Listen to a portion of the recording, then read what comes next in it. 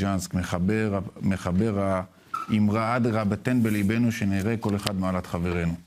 נועם אלימלך היה גם שמו של נועם אלימלך רוטנברג, שנפל ב7 באוקטובר בפסטיבל נובה, חייל צה"ל, תוך כדי השירות, ואביו כאן איתנו, הרב אריה רוטנברג, שלום לך. אנחנו רואים את הדמות שלך, ורואים על הוול את התמונה של הבן יקיר נועם אלימלך, אבא חרדי, בן שנפל בנובה, חייל צה"ל. איך המיקס הזה מתחבר ביחד? המיקס הזה זה בעיניים שלנו. כי התוכנית הזאת שהמיקס, הקדוש ברוך הוא קבע שזה ככה יהיה. אם הוא לא היה רוצה שיהיה ככה, זה לא היה ככה. עכשיו, בפועל, אנחנו בתור משפחה חרדית, חינכנו את הילדים שלנו ומחנכים, כמו שכל אחד מחנך, לא משנה זה דתי-לאומי, חילוני או כל מגזר אחר שלא יהיה, מחנך את הילדים שלו לפי המונחים וההשקפות והדעות שחשובים לו. עכשיו, האם יש בכך ערובה שזה יצליח? שום כלום. אנחנו רואים שיש גם... לפי איך שאנחנו רואים שהילד שירת, עשה משהו משמעותי בחייו, ותכף תספר עליו, וזה הצליח בדרכו שלו. תכף נדבר על כל המורכבות הזאת. אני רוצה לשאול אותך קודם כל, אתם הרי משפחה שומרת תורה ומצוות, שמחת תורה מנותקים מטלפונים. לא יודע מתי שמעתם שקורה משהו? מתי בכלל ידעתם שמשהו קרה עם נועם אלימלך? קודם כל, במוצאי שבת. לנועם היה פלאפון כשר, לפני שהיה לו פלאפון סמארטפון. טלפון כשר נגיד זה בלי הודעות, בלי הודעות, בלי כלום, בלי וואטסאפ. בלי כלום. והטלפון הזה, הקו הזה עבר לבן אחר, שנמצא בישיבה בכרמיאל. החברה של חבר שלו התקשרה לפלאפון הזה בשבת, כדי לשאול את נועם איפה החבר שלה, שדרך אגב הוא נהרג, ריבלין, משפחת ריבלין. והבן שלי בכרמיאל כמובן לא ענה לטלפון. אבל במוצאי שמחת תורה הוא ראה הוא יחזיר טלפון. ואז נודע שהוא היה. ויש מישהו שהיה איתו, ואתם ככה כמה ימים התגלגלתם עד ש... יומיים. יומיים? מה אתם יודעים על הרגעים האחרונים שלו, על השעות האחרונות? מי היה איתו? היו משפחת ריבלין, היו שם 4 אחים, 2 נהרגו ו2 ניצלו. כל 4 האחים והבן שלי, רואים תוך כדי גם את התמונה האחרונה שמישהו צילם אותו בנובה, תוך כדי התקפת המחבלים. בדיוק, בדיוק. וזה כשאחד מהריבלינים שניצל, הוא צילם אותו תוך כדי ריצה. וזו התמונה האחרונה שלו, היה ב8 בבוקר בערך, וב10 בבוקר היה הקשר האחרון איתו עם המפקד. עם המפקד. הוא הספיק להציל 2 בנות במתקפה. הוא התקשר למפקד שלו לתאר לו מה קורה? אני לא יודע אם המפקד התקשר אליו או שהתקשר למפקד, זה אני כבר לא יודע. הוא הספיק להציל, אתה אומר, 2 בנות במסיבה? הוא הספיק להציל 2 בנות, אמר לה, אני אכנס מתחת הבמה. הוא לא היה בתפקיד בנובה, הוא היה בדיוק בחופשה מהצבא. והוא אמר לבנות, תיכנסו פה. שאלו אותי, אז למה הוא לא נכנס? נסתרים דרכי השם, אנחנו לא מבינים. והם שהסתתרו שם ניצלו? ניצלו, והם באו אליי. עד שהגיעו החיילים? כן, והם באו אליי. 2 הבנות האלה. יש עוד סיפור מצמרר ששמעתי ממך, שאתה אומר, בליל שמחת תורה, אתה חלמת עליו. לא, לא בליל שמחת תורה. זה היה בין ראשון לשני אחרי שמחת תורה. אחרי שמחת תורה. זאת אומרת, ידענו שהוא נהדר. שידעת שהוא נהדר, אבל לא ידעת עוד מה עלה בגורלו. לא ידענו שהוא הרוג, למעשה הוא כבר היה. והוא הגיע אליי בחלום ואמר, אבא, הוא היה כולו מחוייך. מדושן עונג, כמו ששנים לא ראיתי אותו. אמר לי, אבא, אל תדאג לי. אני במקום טוב. אני לומד תורה עם הקדוש ברוך הוא, היה לו ביד גמרא של זהב. וואו, מדהים. אבל לא סיפרתי את זה לאשתי. אבל אתה ככה באינטואיציה של אבא כבר הבנת ש... כבר קודם הבנתי שאם הוא לא יוצר קשר, אבל אנחנו אומרים, עד שלא שומעים, עד שלא באו 2 צדיקים להודיע לנו, 2 חיילים, אנחנו לא רוצים מהפה שום דבר. עכשיו אנחנו יודעים על הקונפליקטים של משפחות, שהילד חוזר בשאלה, מתגייס, והוא היה במסיבה בנובה בשמחת תורה, ובכל זאת שמרתם איתו על קשר, וראיתי משפט מאוד יפה שלך, שאמרת, הוא לא יצא בשאלה, הוא הלך לחפש תשובות לשאלות שהיו לו. בדיוק, בדיוק. מהסיפור הזה, איזה מסר היית רוצה לשדר כלפי משפחות שהילדים הולכים באמת בדרך אחרת? דבר ראשון, לדעת שהבן הוא בן. אנחנו לא שולטים על הבחירות שלהם בשום אופן. התפקיד שלנו זה לתת לילדים האלה את הכלים שיוכלו להתמודד באתגרי החיים. והיה והם הצליחו לבחור בטוב, ההצלחה היא שלהם. והיה והם לא הצליחו לבחור בטוב, הבחירה היא שלהם. אין בין זה לזה... זאת אומרת, הם בוחרים בטוב שלהם. הם יגידו לך, אנחנו בוחרים בטוב שלהם. בסדר, לא משנה, אבל הבחירה היא שלהם. היה לך גם סיפור עם המנהיג הרוחני של דגל התורה, הרב אדלשטיין, זכר צדיק לברכה. כשהלכתם לשאול אותו, כשהבן התגייס, איך לנהוג, איך להתנהג?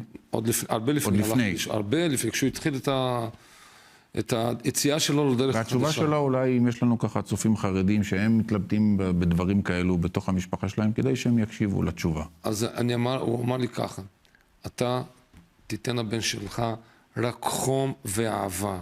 חום ואהבה. הוא אומר, תבין, אתה חרדי, חינך אותו בצורה הזאת. הוא הלך לבחור על עצמו דרך אחרת. לחפש לעצמו את המשמעות בחיים שלו, הפרטית שלו. הוא בעצמו בקונפליקט עצום, בקונפליקט עצום. אתה עכשיו לא תיתן לו יחס בגלל שהוא לא עשה מה שאתה רוצה, תיתן לו חום ואהבה, כי הבן שלך זה לא משנה מה הוא עושה ומה הוא בוחר, ואיך הוא מתרגש ואיך הוא מתנהג, הוא הבן שלך. תכניס אותו הביתה עם החברים שלו, הוא אמר לי גם עם החברות שלו, עם המכשירים, שאלת אותו עליו, אבל יש לי... מה עם החינוך של שאר הילדים? יש לי שאר עוד ילדים בבית. הוא אמר ככה, תגיד לילדים שלך, שנועם הוא גדול, יש לו את הבחירות שלו, וזה העניין שלו, אנחנו לא מתערבים, לא מאירים, לא כלום. אנחנו מקבלים אותו בחום ואהבה, נונסטופ. מדהים. אפילו, אני רוצה להגיד לך, שאנחנו היינו נותנים לו לצאת מהילדים הקטנים לבד, בלי לפקפק, בכאילו זה אולי הוא ישפיע עליהם לא טוב.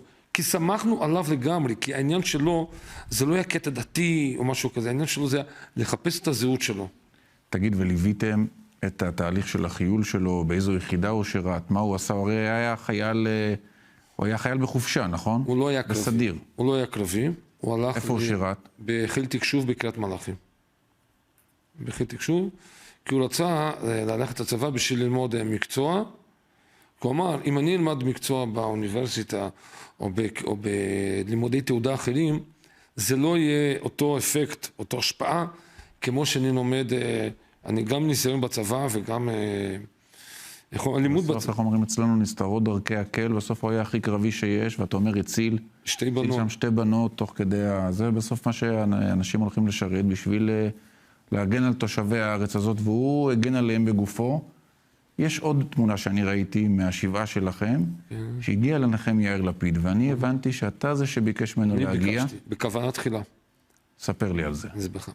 זה הרי לא משהו שאתה מצפה מאבא חרדי שיזמין את יושב ראש יש עתיד לבוא לנחם אצלו. אני אסביר לך.